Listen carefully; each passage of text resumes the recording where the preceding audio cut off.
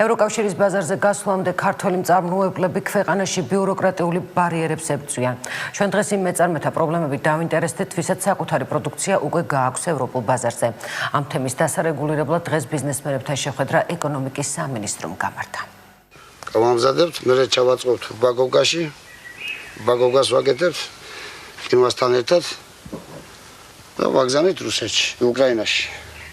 გეგუჩი მდებარე ამ სადგურის მფლობელს ყოველკვირეულად უკრაინაში რამდენიმე ტონა მწვანილი გააქვს, თუმცა მისთვის პროდუქციის ევროპულ ბაზარზე გატანა ჯერჯერობით ოცნება.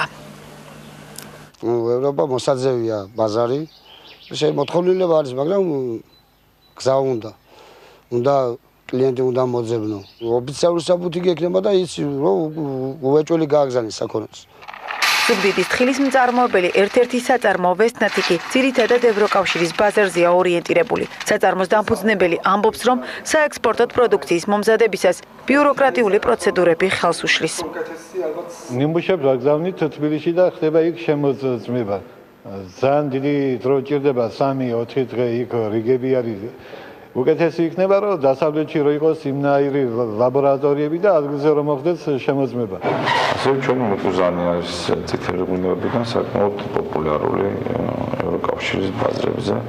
ევროკავშირთან თავისუფალი სავაჭრო ურთიერთობების ფარგლებში ნულოვანი საბაჟო ტარიფის ამოქმედების შემდეგ წყვილღვინოს გენერალური დირექტორი ევროპაში ექსპორტის გაზრდას ვარაუდობს.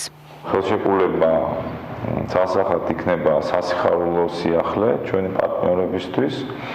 იმიტომ რომ მათ ხელში ჩვენი პროდუქტი გახდება უფრო მონგებიანი და ან უფრო მეტი შემოსავალი დარჩება თითოეული ბოთლიდან.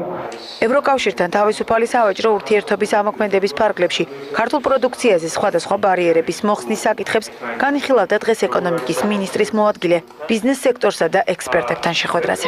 მას შემდეგ რაც ჩვენს კანონმდებლობას მოვიყვანთ შესაბამისობაში ევროკავშირის კანონმდებლობასთან, სატარიფო ბარიერების გარდა არასატარიფო ბარიერებიც მოიხსნება ბიზნესს, რაც ხელს შეუწყობს ჩვენი პროდუქციის უფრო თავისუფალ დამკვიდრებას ევროკავშირის ბაზარზე. ეს არის უზარმაზარი ბაზარი და ერთხელ და სამუდამოდ სოფლიოში მიიღებული სტანდარტები, ბუნებრივია მწვანე გზა ბიზნესისკენ, ძალიან ბევრი ნოუ-ჰაუზია ლაპარაკი. თავისუფალი სავაჭრო სივრცის შესახებ შეთანხმების ტექსტის ხელმოწერა ივნისშია დაგეგმილი, რის შემდეგაც ქართული პროდუქციისთვის 500 მილიონიანი ბაზარი ეტაპობრივად ხელმისაწვდომი უნდა გახდეს.